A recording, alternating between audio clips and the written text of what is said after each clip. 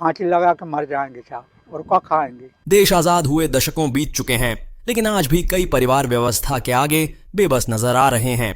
रायसेन जिले की सिलवानी तहसील से एक गंभीर मामला सामने आया है।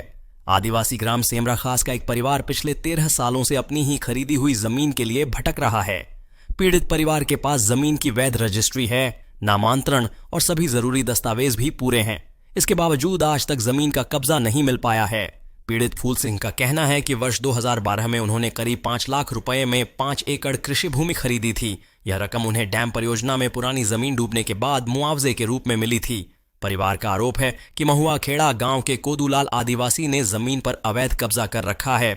जब भी वे खेत पर जाने की कोशिश करते हैं, उन्हें धमकाया और भगा दिया जाता है। पीड़ित परिवार ने तहसील कार्यालय, राजस्व विभाग और अन्य अधिकारियों को कई बार आवेदन दिए। सीएम हेल्पलाइन तक शिकायतें की गईं, लेकिन कोई ठोस कार्रवाई नहीं हुई। परिवार का कहना है कि वे पढ़े लिखे नहीं हैं, कानूनी प्रक्रिया को ठीक से समझ नहीं पाए। इसी का फायदा उठाकर दबंगों ने कब्जा बनाए रखा और अफसरों की निष्क्रियता ने उन्हें संरक्षण दिया। खेती ही परिवार की आजीविका का एकमात्र साधन थी। जमीन न मिलने से आर्थिक हालत लगातार बिगड़ती जा रही है। परिवार कर्ज और मानसिक तनाव में डूबता जा रहा है। परिवार ने चेतावनी दी है कि यदि जल्द उन्हें न्याय नहीं मिला तो वे कोई गलत कदम उठाने को मजबूर हो सकते हैं। इस मामले में सिलवानी एसडीएम हर्षल चौधरी ने कहा है, ये जो विषय संज्ञान में आया है, इसके बाद हमने अपने न्यायालय, नायब तहसीलदार के न्यायालय में इसकी जांच करवाई थी और हल्का पटवारी से भी इसकी जानकारी ली। जानकारी के अनुसार व्यक्ति के द्वारा कोई भी 250 की कार्रवाई के लिए आवेदन नहीं दिए गए आज दिनांक तक, और पटवारी के द्वारा समझाइश देने पर अभी इन्होंने बटान कायम करने के लिए एक आवेदन दिया है, जिसके लिए पटवारी के द्वारा रिपोर्ट जमा की जा चुकी है। संभवतः इस सप्ताह में बटान का आदेश हो जाएगा। उसके बाद नियमानुसार जो मध्य प्रदेश भू राजस्व संहिता में प्रावधान है, बटान के बाद सीमांकन और उसके बाद 250 की कार्रवाई होगी और नियमानुसार जो भी निराकरण होगा इसका वो संभव हो पाएगा। कानूनी प्रक्रिया सभी के लिए, सभी नागरिकों के लिए सामान्य है। भू राजस्व संहिता के प्रावधान सभी के लिए सामान्य है। किसी भी प्रकार से उसमें आर्थिक आयाम के आधार पर या किसी भी आधार पर कोई डिस्क्रिमिनेशन है नहीं। न्यायालय में जो भी व्यक्ति आता है अपने काम के लिए, नियमानुसार जो प्रक्रिया का पालन करता है उसका काम होता है। संदेश यही देना चाहूंगा कि यदि ज्ञान नहीं भी है किसी व्यक्ति को कानून की पेचीदगियों का, तो हमारे पास नायब तहसीलदार के पास, तहसीलदार के पास, एसडीएम के पास आके स्वयं भी कोई व्यक्ति आता है तो हम उसको बिल्कुल समझाइश देते हैं कि आप इस प्रकार से आवेदन बनवाने में सहायता आदि, और उसके बाद नियमानुसार उसका निराकरण किया जाता है। अब सवाल यह है कि जब दस्तावेज पूरे हैं तो 13 वर्षों में कार्रवाई क्यों नहीं हुई, और कब तक गरीब और आदिवासी परिवार न्याय के लिए दफ्तरों के चक्कर लगाते रहेंगे। इस खबर पर आपका क्या कहना है, कमेंट बॉक्स में जरूर बताएं। और सिलवानी की निष्पक्ष खबरें देखने के लिए उवेश रिपोर्टर को अभी फॉलो करें। क्या नाम है आपका? मेरा नाम अंकेश है। कहाँ के निवासी हैं आप? ग्राम सेमरा खास। क्या समस्या है आपकी? और सर, मेरे दादा ने 2012 में ज़मीन खरीदी थी, परंतु आज दिनांक तक कब्जा नहीं मिला। और इससे मैंने आवेदन भी दिए तहसील वगैरह पे, और आज दिनांक तक कोई कार्रवाई नहीं हुई। कितनी सालें हो गई लगभग कब्जा जो नहीं मिला है आपको अभी तक? 12-13 साल हो गए कब्जा नहीं मिला। 2012 में ज़मीन खरीदी थी। घर का पालन पोषण किस चीज़ से होता था आपका? सर, ज़मीन से होता था, पर अभी तक।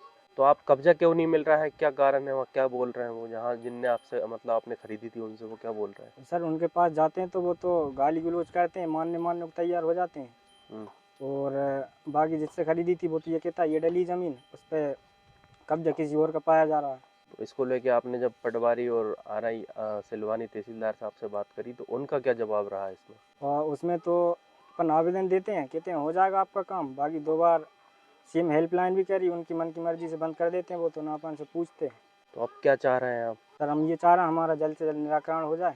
बाकी कुछ समय और देख रहे हैं, नहीं तो हम लोग सब आत्महत्या करेंगे। हमारे पास कोई और ऑप्शन है ही नहीं।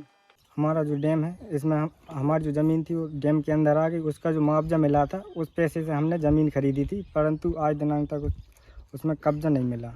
क्या नाम है दादा आपका? फूल सिंह, कहाँ के निवासी हैं आप? सेमरा खास। क्या समस्या है आपकी? अरे साहब, जमीन नहीं दे रहा साहब। हमने जमीन खरीदी है। कब खरीदी थी आपने जमीन? 2012। 2012 में जमीन खरीदी थी जी। आपने? कितने की खरीदी थी आपने? 5 लाख की खरीदी, 1 लाख की एकड़ है। तो फिर आप कब्जा लेने गए तो वो लोग क्या कहने अरे लगे? बे लठ लेके आ गए यार, कल हमने करन दे रहे जो तो हमारी है जमीन के लगे, जब करण सिंह ने कर लगे कैच में तो कर लगे। आपने किससे खरीदी थी? करण सिंह से? हाँ हाँ, करण सिंह से खरीदी थी साहब। फिर इसको लेके आपने प्रशासन को कहीं आवेदन वगैरह नहीं दिए? अरे खुद है मन वो बेरास हो है सुनते ही नहीं है बेटा। आपके 12 साल से ज्यादा हो गए जहाँ आपकी जो जमीन है उस पर कब्जा करके रखे हैं लोग? हाँ हाँ। 12 साल से ज्यादा हो गए? अरे बे तो ज़्यादा होगा साहब। अगर आपका कब्जा नहीं मिला तो क्या करेंगे फिर आप? हम फांसी लगा के मर जाएंगे साहब, और क्या खाएंगे। क्या नाम है भैया आपका और कहाँ के निवासी हैं आप? सुखदार नाम मेरा भैया और सेमरखास निवासी। क्या समस्या चल रही है परिवार की, जो बता रहे हैं कि अगर इनकी समस्या का समाधान नहीं होता है तो सब परिवार सुसाइड करने को और जा रहे हैं?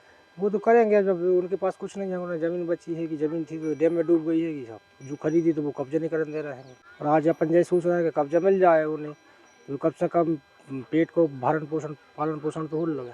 क्या मांग कर रहे हैं आप लोग शासन प्रशासन से? हमारे शासन द्वारा से क्या ये मांग क्या है कि कब्जा दिलाया जाए, हंसी खुशी दिलाया जाए, बस कोई लड़ाई भड़ाई ना हो।